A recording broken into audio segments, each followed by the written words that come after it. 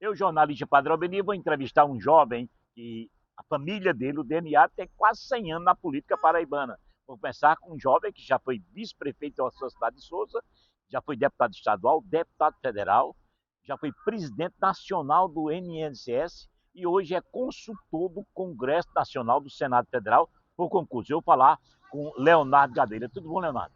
Tudo em paz, muito feliz de poder conversar contigo, com o seu público, com o seu imenso público, e dessa vez numa locação diferente, que eu acho que prova um pouco da efervescência hoje vivenciada por João Pessoa e pela Paraíba. Qual o futuro da família Gadelha 2025?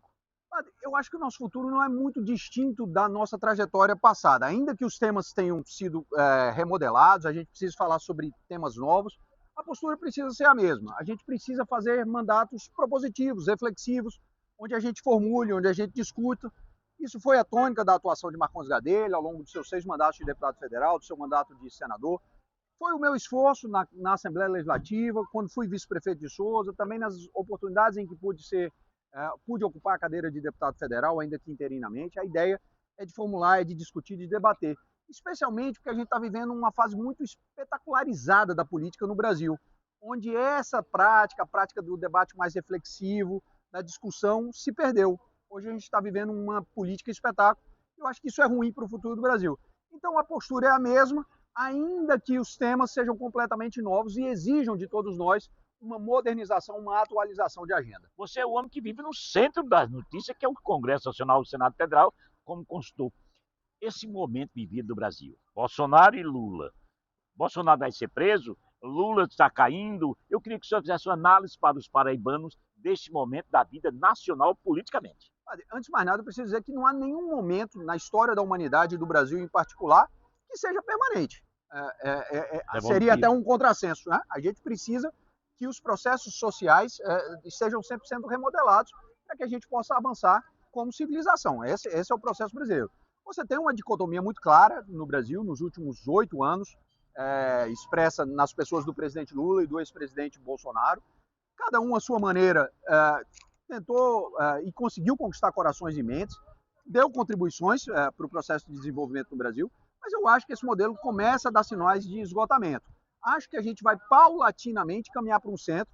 Esse processo histórico também é pendular. Você tem em outras nações esse movimento acontecendo também. Num determinado instante você move o pêndulo para a esquerda, em outro instante você move o pêndulo para a direita, e também em determinados instantes você vai para o centro. Eu acho que nós estamos nos aproximando desse momento em que o pêndulo volta para o centro. Isso vai acontecer já nas próximas eleições? Talvez não, mas paulatinamente a gente vai começar a perceber o movimento da população em busca de ideias um pouco mais centradas mesmo, com perdão da redundância, que a gente procure o caminho do meio, porque normalmente a virtude está nesse caminho.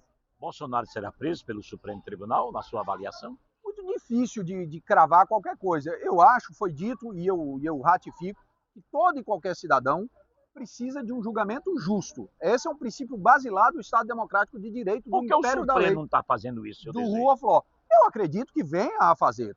Repito, que todo cidadão, independentemente de ter uma atuação política ou não, precisa de um julgamento justo. O que a gente pode e deve fazer na condição de cidadão, na condição também de ator político, que é o meu caso, é velar para que isso aconteça. Você que é um formador de opinião pública, mas todo cidadão, de uma maneira indistinta, todos nós temos que velar, independentemente das suas convicções político-ideológicas, nós temos que velar para que esse julgamento se dê da maneira mais transparente, mais democrática e mais isenta possível. Repito que esse é o princípio basilar do Estado Democrático de Direito, do Império da Lei. No Império da Lei, todos são iguais perante os dispositivos normativos, perante a lei. Então é isso que a gente tem que exigir, é isso que a gente tem que cobrar, e acredito que é isso que o Supremo Tribunal vai fazer. Por que o Supremo não escuta Bolsonaro? Eu acredito que a partir de agora se inicia o processo. Houve nessa semana o indiciamento. O processo propriamente dito se inicia a partir de agora. E é claro que toda e qualquer pessoa que seja indiciada tem o direito de um julgamento justo, e uma premissa de um julgamento justo é ser ouvido quantas vezes forem necessárias, seja pelo próprio réu, seja através dos seus advogados. Senhoras e senhores, estamos conversando com Leonardo Gadelha. Bota aí em cima, minha filha. Estamos conversando com Leonardo Gadelha, o programa é ao vivo. Leonardo, o que é que você faria hoje do Brasil neste momento? Lula está caindo nas pesquisas, o Congresso nessa fase de briga. Como você já foi de lá do Congresso e é o primeiro suplente de deputado federal, pode voltar a qualquer momento, qual a avaliação que você faz do momento político do Brasil agora? Olha, politicamente, eu repito, eu acho que a gente está vivendo os estertores dessa dicotomia, desse momento de polarização entre Lula e Bolsonaro, que se estendeu por quase uma década. A gente vem vivendo o rescaldo disso e já estamos nos aproximando dos estertores por várias razões. Há uma questão de esgotamento também da pauta dos dois políticos, dos dois agrupamentos que eles representam. Há uma ânsia, eu acredito que há uma geração inteira que se aproxima, nós estamos aqui gravando diante de um colégio, uma geração inteira que se aproxima, que percebe que há outras pautas necessárias. A gente está vivendo aí a antivéspera da chegada de uma onda avassaladora de novas tecnologias, e é essa geração que será impactada por essas novas tecnologias. Acho que a gente precisa virar a página, e isso vai acontecer naturalmente. Agora, esse processo se dá da maneira mais dialética possível, fazendo com que o contraponto se dê nos processos político-eleitorais. Então, nós teremos campanha presidencial no ano que vem, mas não só campanha presidencial, estaremos escolhendo o novo Congresso, serão 2 senadores por estado, serão todas as cadeiras de deputado federal que serão renovadas, teremos novos governadores. Esse processo todo, a gente há de se lembrar também que a gente vive numa federação, e isso muitas vezes é esquecido. Numa federação, os estados, os municípios têm muito peso, precisam ter peso. Um país continente como o Brasil, é necessário que esses outros entes também tenham peso. Na execução das políticas públicas, a União precisa ser uma grande formuladora, estados e municípios os seus executores. E por que eu digo isso? Para tirar um pouco esse peso, para que a gente possa olhar também para esses outros cargos, que são muito importantes no nosso dia a dia. O prefeito da nossa cidade é fundamental, o governador do nosso estado é fundamental, os nossos representantes na Câmara e no Senado são muito relevantes. E a gente só tem discutido Lula e Bolsonaro. Acho que esse modelo dá sinais de esgotamento, talvez a gente esteja vivendo os seus estertores. Não quero iniciar ainda a tocata de um hacking, mas é muito provável que de 2026 para frente a gente já comece a dialogar com outros atores e principalmente com outras pautas. Vamos falar de um assunto que é pauta do mundo inteiro e que você é especialista. Inteligência artificial. Passa para cá, para o meu lado, que é melhor para você. Vamos falar sobre inteligência artificial. Você é um dos grandes conhecedores do assunto. A inteligência artificial já foi regulamentada pela casa que você trabalha? Vou fazer só 2 correções. Eu não me considero um grande especialista, eu sou um grande curioso em inteligência artificial. E sim, esse é um tema absolutamente candente, sobre o qual toda a sociedade brasileira precisa se debruçar. E especialmente, eu repito, essa parcela mais jovem da população. Por quê? Porque será ela a impactada. A inteligência artificial vai impactar brutalmente o mercado de trabalho. Serão inúmeras as tarefas que poderão ser executadas pela máquina com muito mais velocidade e com muito mais qualidade do que nós, seres humanos, executamos. Qual o impacto? Por exemplo, você lembrou que eu sou consultor do Senado. O meu trabalho é redigir discursos, redigir relatórios, projetos de lei. Tudo isso, dentro de pouco tempo, poderá ser executado pela inteligência artificial com muito mais velocidade. É claro que você precisa ter sabedoria, sensibilidade política para fazer um projeto de qualidade, mas no que diz respeito à forma e à parte desse conteúdo, a máquina fará com muito mais velocidade, com proficiência maior do que o ser humano. E isso vai se replicar em vários segmentos. Portanto, daqui a 10, 15, 20 anos, o mercado de trabalho será completamente diferente do mercado de trabalho que nós temos hoje. E para que isso não surta efeitos apenas negativos, nós precisamos tomar as rédeas do processo agora. E quem pode tomar as rédeas desse processo? O Estado. O Estado é a única entidade com poder suficiente para tomar as rédeas desse processo. E deve fazer isso através da regulamentação. A gente vai impedir que a inteligência artificial e outras tecnologias avancem? Em hipótese alguma, porque elas também trarão muitos benefícios, especialmente na saúde. Mas a gente tem que ter as rédeas do processo para que os aspectos negativos não superem os aspectos positivos. E nisso ainda há um grau de preocupação da minha parte de muitas pessoas que se dedicam ao tema. Então, acho que a população brasileira ainda não despertou para isso. Nós estamos na antivéspera, eu repito, na iminência da chegada dessas tecnologias e os brasileiros ainda não começaram a discutir.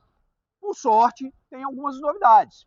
Saiu há coisa de um mês um modelo, esses grandes modelos são chamados de grandes modelos de linguagem, LLMs, e o mais conhecido é o ChatGPT. Mas saiu um modelo agora chamado DeepSeek, que é um modelo chinês, que custou para o seu treinamento 6 milhões de dólares, que parece uma montanha de dinheiro, mas nesse universo não é nada. ChatGPT e outros modelos congêneres custaram centenas de milhões de dólares, alguns passaram a casa do bilhão de dólares. O que isso quer dizer? Quer dizer que países como o Brasil podem procurar desenvolver a tecnologia também. A gente não precisa apenas se adaptar ao que o restante do mundo está fazendo. A gente também pode ser partícipe desse processo. Então, nós temos que lidar com os dois desafios, o da regulamentação, sem excessos, para que a tecnologia não pare de avançar, mas que a gente não perca as rédeas de toda essa caminhada, e na outra ponta, criar as condições para que o Brasil também participe desse admirável mundo novo. Como é que essa inteligência artificial vai chegar em Aparecida, vai chegar na Grande Souza, na sua região, vai chegar nas cidades pequenas e vai chegar nos alunos periféricos? Padre, eu posso lhe dizer que hoje a gente não consegue vislumbrar nenhum segmento, nenhum setor em que a inteligência artificial não tenha capacidade de tomar postos de trabalho nos próximos anos. Mesmo nas funções braçais, que num primeiro instante estão protegidas, daqui a pouco a inteligência artificial também vai atuar, porque você vai concatenar os esforços de inteligência artificial com os esforços de robótica. Então, num primeiro instante, trabalhos manuais, trabalhos braçais estão protegidos dessa grande carnificina que vai acontecer no mercado de trabalho. Num primeiro instante, são trabalhos mais de natureza intelectual. Mas isso não demora muito. Daqui 5, 10 anos, a gente vai estar concatenando inteligência artificial com robótica, e aí mesmo empregos mais simples também serão ameaçados. Por isso, eu repito, você pergunta se vai chegar em Aparecida, vai chegar em todos os rincões do Brasil, como vai chegar em todos os locais do mundo, em todos os quadrantes. É por isso que muitos países já se anteciparam, começaram esse processo de regulamentação. O Brasil está um pouquinho atrasado, mas a gente ainda não perdeu o trem-bala da história, ainda dá para montar nele. Já que você falando de tecnologia, o foguete da ré, ele entrou na base lá dos Estados Unidos, coisa que ninguém esperava, nunca. Ninguém nunca podia prever isso. E a gente tem outras tecnologias, eu não quero me ater só à inteligência artificial, não. Você está citando uma da corrida espacial, mas existem outras coisas que estão por chegar, como, por exemplo, a computação quântica. O que é computação quântica? A computação quântica é a conjunção de vários chips que dão um poder computacional muito maior do que aquele que nós temos hoje. Então, um computador que você tem em casa, um laptop, é capaz de fazer uma determinada quantidade de cálculos, é capaz de te ajudar com uma determinada velocidade. Na computação quântica, essa velocidade é muito maior, assustadoramente maior, exponencialmente maior. Alguns testes que são feitos mostram que cálculos que em computadores normais levariam 10 mil anos para ser feitos são concretizados em fração de segundos por um computador quântico. Então a gente também está diante desse que a gente nem sabe se é uma ameaça, se é uma grande ajuda. A gente só tem a convicção de que o mundo vai mudar muito nos próximos anos. E os nossos legisladores, os nossos governantes precisam entender isso. A gente tem que cuidar das pautas de hoje, mas é fundamental para todas as nações também começar a cuidar das pautas de amanhã. A regulamentação no Congresso Nacional das mídias eletrônicas, o senhor, que conhece bem, quando é que vai ser aprovada a regulamentação? Vai entrar em pauta quando? É muito difícil cravar isso. Acho que, como tudo na vida, a gente precisa de regras. Não há nada na vida que não necessite de regras. A gente precisa de regras de convivência no nosso condomínio, a gente precisa de regras de convivência com os nossos amigos, com a nossa família, no colégio quando a gente é criança, no nosso trabalho junto aos nossos colegas de trabalho, junto aos nossos superiores, junto aos nossos subordinados. Para tudo a gente precisa de regras. Esse é um princípio basilar da vida em sociedade. Então, nas redes sociais também é preciso que a gente tenha regra. Isso não quer dizer que a gente vai cercear o direito de ninguém. Isso não quer dizer que a gente vai suprimir a liberdade de expressão. Mas a gente precisa colocar limites. Como tudo, eu repito que tudo precisa de algum tipo de regramento. E nas redes sociais isso também é possível, desde que a gente debata com muita transparência, todo mundo, de forma mais aberta possível, para que a gente também não cerceie o direito de expressão de ninguém. Estamos conversando com o Leonardo Gadelha, que é filiado ao Podemos. Ele é primeiro suplente de deputado federal e hoje, através de concurso, é consultor do Senado Federal. O senhor foi presidente nacional do INSS. O Elon Musk, lá nos Estados Unidos, descobriu, Leonardo Gadelha, que tem mais de 200 mil pessoas aposentadas há mais de 150 anos. O senhor foi presidente do INSS. Isso tem no Brasil? Olha, é difícil você estabelecer um quantitativo, mas é claro que existem fraudes no sistema previdenciário brasileiro. Mas eu posso dizer, eu conheci de perto a estrutura do INSS, conheci de perto a fibra daqueles servidores. Eles trabalham diuturnamente para fazer essa detecção. Nós temos hoje ferramentas tecnológicas que nos ajudam nessa detecção. O INSS trabalha em parceria com o Ministério Público, com a Polícia Federal, para poder identificar esses casos de fraude, para poder coibi-los. E a gente está sempre, de tempos em tempos, você acompanha no noticiário a descoberta de uma quadrilha que atua num determinado estado, em outra localidade. O que eu posso dizer com absoluta convicção é que, em que pese existirem esses casos de fraude, eles são realmente uma gota d'água no oceano. O nosso grande desafio A gente precisa coibir a ação dessas quadrilhas, mas o grande desafio realmente é dar sustentabilidade ao modelo. Hoje nós temos, entre pessoas que contribuem e pessoas que recebem benefícios, cerca de 80 milhões de brasileiros que têm uma relação com o INSS. Só que boa parte dessa população contribui hoje, outra parcela está recebendo o seu benefício porque já contribuiu no passado. E essa parcela que está recebendo hoje, espera daqui a 20, 30 anos receber também. 80 milhões de pessoas? 80 milhões, entre depende do INSS. Não depende, que depende, nós estamos falando mais ou menos de 40, 42 milhões, mas você tem quase a mesma parcela que hoje contribui, que está trabalhando ativamente e contribuindo. E essa parcela que contribui espera daqui a 20, 30 anos fazer jus à sua aposentadoria, receber também o seu benefício. E nós temos dois grandes desafios para que isso aconteça. O primeiro deles é a demografia. Padre, a família do meu pai teve 8 irmãos, eu sou um de 3 e eu tenho apenas uma filha.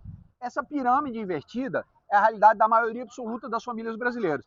Então, o primeiro desafio é a existência de menos pessoas no mercado de trabalho contribuindo. O segundo desafio é justamente esse que a gente acabou de falar, a automação, a inteligência artificial, que vai ceifar uma quantidade grande de trabalhos, de postos de trabalho.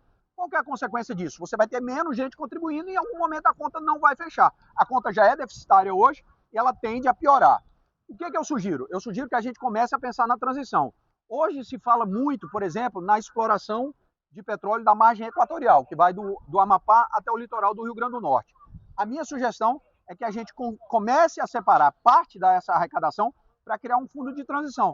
Porque uma coisa que eu tenho certeza, é difícil cravar quando isso vai acontecer, mas uma coisa que é possível cravar é que em algum momento a Previdência não terá capacidade de honrar os seus compromissos. Hoje o Brasil tem 54 milhões de pessoas com Bolsa Família. O senhor acha que vai chegar a um desse exagero? Olha, é o que você falou, a gente tem que coibir exageros. É possível, e eu acho que aqui na Paraíba isso fica muito nítido, entender a lógica também financeira e econômica da transferência de renda. Aqui na Paraíba, as primeiras imagens que eu tenho na minha retina são do ano de 81, 82 e 83 nós tivemos uma seca inclemente aqui no nosso estado e nós vivíamos ali aquilo que eu considero o primeiro ancestral das bolsas, que eram as frentes de emergência criado pela Revolução. Do regime militar. As pessoas trabalhavam capinando as rodovias, cavando açudes e recebiam em permuta uma cesta básica de alimentos. Aquilo é um antepassado dos mecanismos da Bolsa, dos mecanismos de transferência de renda. Só que a gente percebeu que o mecanismo de transferência de renda, além de trazer alguma dignidade para a família, ainda ajuda a dinamizar a economia. Então, há que se ver os aspectos positivos. Muita gente demoniza a Bolsa e ela tem inúmeros aspectos positivos. O que não quer dizer que a gente tenha que passar a mão na cabeça de fraudadores. Se tem pessoas que não têm as condições para receber o benefício, esse benefício tem que ser cortado e essa pessoa tem que ir para as barras da justiça. Agora, como mecanismo de transferência, de aproximação de condições, diminuição desse gap gigantesco, o Brasil é um dos países mais desiguais do mundo. A Bolsa é muito eficaz e também precisa ser vista sob esse viés. Energias alternativas. O senhor lê muito, estuda muito isso. Para a Paraíba, tem alternativa energética? Não há nada mais promissor para o nosso estado do que a exploração das energias alternativas, principalmente a energia solar e a energia eólica. Tanto a fonte fotovoltaica quanto a fonte eólica tem muito a ser explorado aqui no nosso estado. O que eu acho que a gente precisa fazer? Naturalmente, grupos econômicos já têm promovido essa exploração, mas eu acho que está faltando um apoio institucional. Eu acho que a gente deveria, já falei isso há algum tempo atrás, criar uma Secretaria de Energia aqui na Paraíba. Estados como o Piauí já fizeram isso há mais de uma década, porque isso dá um suporte institucional. Por exemplo, hoje existe um fenômeno chamado curtailment. Eu estou usando essa expressão em inglês porque ainda não, o próprio segmento ainda não criou uma expressão em português. E o que é o curtailment?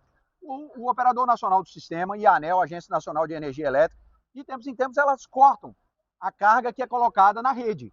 E, em vez de cortar a carga das matrizes mais poluentes, elas cortam justamente da solar e da eólica. E o que tem acontecido? As pessoas têm perdido o interesse. Porque se você gastou dinheiro para montar a sua usina de energia solar, para montar a sua grande operação eólica, aquilo custa muito dinheiro. Você quer o teu retorno. E aí, sem nenhum aviso prévio, o Operador Nacional do Sistema, a ANEEL, cortam a tua geração, você fica sem receita. E a gente não tem um apoio. Isso tem acontecido com muita frequência, isso prejudica muito a Paraíba, prejudica muito o Nordeste, e a gente não tem apoio institucional. Então, a primeira medida seria a criação de uma Secretaria de Energia aqui no nosso estado. Outros órgãos também podem dar suporte a isso, para que a gente possa ajudar esses empreendedores que tão bravamente estão trabalhando naquela que é a mais promissora das nossas vocações, aquela que vai trazer muito dinheiro para o nosso estado, porque a gente estava falando de novas tecnologias, e tem uma certeza, as novas tecnologias vão ser insumidoras vorazes de energia. Se tem uma convicção, é de que inteligência artificial, de computação quântica vão ser insumidoras vorazes de energia. E o nosso estado tem esse grande potencial. Então a gente tem que juntar, tem que casar a necessidade e a oferta para a gente poder enriquecer o nosso estado. O seu colega Hugo Mota chega à presidência da Câmara Federal. Qual a avaliação que o senhor faz do futuro de Hugo Mota na presidência da Câmara Federal? Padre, eu vou dizer aqui em público algo que eu já disse para Hugo em particular, então me sinto muito confortável. Hugo tem uma habilidade muito grande. Você sabe, você é um amigo pessoal de Marcondes Gadelha. Marcondes Gadelha, na década de 80, era senador e ficou muito grande em nível federal. Era uma pessoa muito reconhecida, ocupou postos de muito destaque. E isso fez com que, em algum momento, ele não pudesse estar tão presente na Paraíba quanto gostaria. E isso acarretou prejuízo político. Hugo tem essa habilidade. Hugo sempre foi grande em Brasília, mostrou essa capacidade de diálogo, de aglutinação. Isso sempre fez dele um parlamentar muito destacado em Brasília, mas ele nunca perdeu o vínculo aqui com as bases. Tanto é que as votações são crescentes. Isso é uma habilidade muito rara. Eu posso dizer a todos vocês, eu que milito politicamente, que já tive a oportunidade de ser deputado federal, essa é uma habilidade muito rara. Porque para você ser um bom parlamentar lá, você tem que dedicar suas melhores energias. Para você continuar tendo peso político aqui no estado, você também tem que dedicar muitas energias. E ele conseguia concatenar esses dois desafios. Então, acho que é um homem talhado, apesar da sua pouca idade, é um homem talhado para a missão, tem tudo para ser muito bem sucedido e a Paraíba só tem a ganhar. Porque hoje o presidente da Câmara tem a condição de fazer a alocação de recursos com uma velocidade muito maior do que os próprios ministérios. Hugo conhece a Paraíba como poucos. Acho que o cômputo geral de toda essa equação é ver os municípios da Paraíba e o nosso estado sendo contemplados com muito dinheiro. Um jovem também ciente e cioso da sua função de apaziguar, de apacentar essas brigas que acontecem e que são muito sanguíneas, promovidas principalmente pela divisão ideológica. Então, acho que tanto vai ser importante do ponto de vista político, quanto vai ser importante do ponto de vista do desenvolvimento socioeconômico aqui da Paraíba. Ele bota em pauta, que ele tem condições como presidente, bota em pauta a anistia do Brasil? Olha, o que eu vi das primeiras entrevistas de Hugo é que ele vai tomar todas essas decisões de maneira colegiada. Ele vai sempre chamar o colegiado de líderes. O que é o colegiado de líderes, para quem está nos assistindo? O líder de cada uma das agremiações. Então vai estar lá o líder do PL, vai estar lá o líder do PT, vai estar o líder do Podemos, vai estar o líder do MDB. E esse conjunto de parlamentares vai definir a pauta. Se for vontade da maior parte dos partidos, a matéria vai à votação. É candidato a deputado federal? Candidato a deputado federal no ano de 2026. Eu brinco que eu não sei se eu sou teimoso ou se eu sou persistente. Eu gosto de me ver persistente. Mas o fato é que eu sou 3 vezes primeiro suplente de deputado federal. Não sei se tem outro caso como esse no Brasil. Mas quero me ver como alguém persistente, alguém que corre atrás do seu sonho. Meu sonho sempre foi representar a Paraíba, foi dar minha contribuição no processo de desenvolvimento da nossa terra lá em Brasília. Vou tentar mais uma vez em 2026, esperando que Deus abençoe o projeto dessa vez. Sua mensagem para os paraibanos do seu futuro político, o que é que o senhor acha, como a Paraíba está vendo hoje? Olha, a minha mensagem é de muito otimismo. A Paraíba é uma terra que se destaca pela capacidade intelectual da sua gente. Eu sempre digo isso. É absolutamente desproporcional a nossa produção intelectual em relação ao tamanho do nosso estado e à nossa população. Somos uma terra de 56 mil quilômetros quadrados com 4 milhões de habitantes. Mas temos alguns dos maiores vultos do Brasil nas artes, nas ciências, nos esportes, na política. Em vários campos os paraibanos se destacam. Para que isso aconteça, eles precisam das condições. E a gente tem transformado economicamente o estado. E quando eu digo a gente, eu estou falando de toda a população mesmo. Isso é o esforço de um empreendedor, como é o esforço de um trabalhador, como é o esforço de um detentor de mandato político eletivo. Todos nós, conjuntamente, estamos transformando a realidade da Paraíba e fazendo com que essas condições sejam dadas. Repito que o paraibano é dotado de uma inteligência muito acima da média. Quando lhe são dadas as condições, ele brilha, e é por isso que eu acho que a Paraíba vai brilhar, porque juntando essa população abençoada por Deus com as boas condições, a gente vai se destacar. Seu endereço eletrônico para as pessoas que estão ali ouvindo entrar em contato? Leonardo Gadelha PB, meu perfil tanto no Instagram quanto no Facebook, Leonardo Gadelha PB. Por favor, visitem o perfil, façam sugestões, façam críticas construtivas são extremamente bem-vindas, porque afinal de contas o meu sonho é representar bem a Paraíba, e eu posso fazer isso ouvindo vocês. Quem ouve mais erra menos, essa é a minha disposição, por favor, me visitem lá. Abraço. Obrigadão, querido. Eu que agradeço pela oportunidade. Grande abraço.